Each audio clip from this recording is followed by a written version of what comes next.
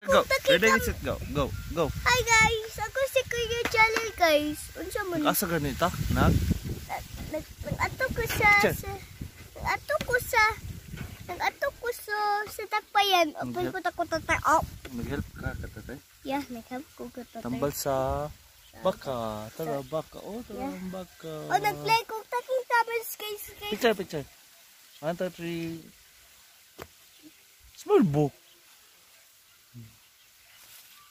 Small baka ba? Again.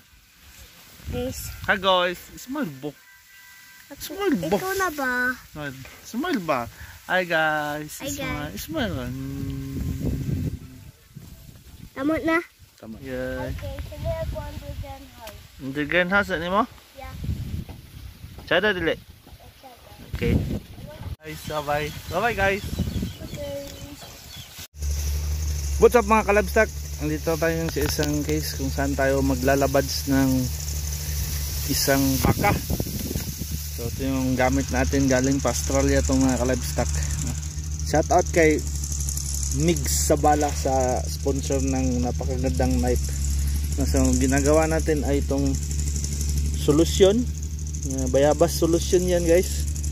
Ethno veterinary tubo, saka ito galing pa to ang Australia na mga kagamitan 1.5 liters.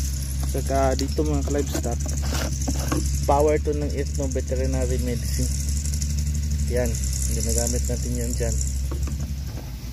So mag-assemble tayo. So butasan to guys, tapos ipasok yan dyan, no? So, ito na mga livestock oh. So yung gagawin natin ay ito na, sarado natin to dito.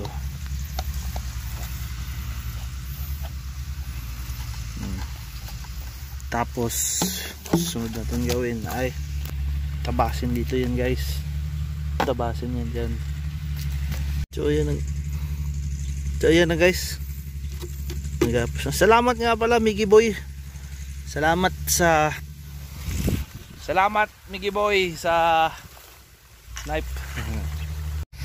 Butang na ko di ang kuan guys, ang bayabas mixture. Itong pasyente guys, so nanganak siya guys, tapos kailangan linisan yung uterine flushing. So let's do this.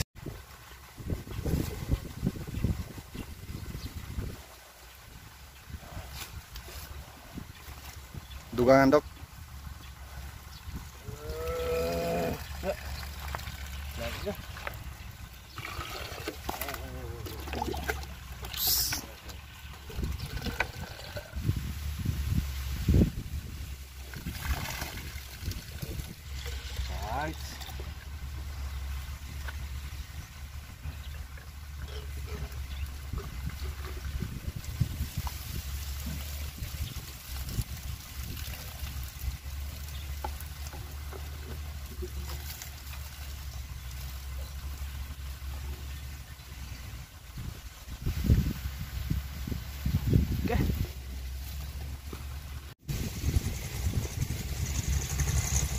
Natapos na kami mga ka-livestock. So ayun na yung umuwi na. Tapos na kami maglabad. So shoutout nga pala kay Boss Ember from Patpat. Shoutout, salamat sa assist, and as always glory to God mga ka-livestock.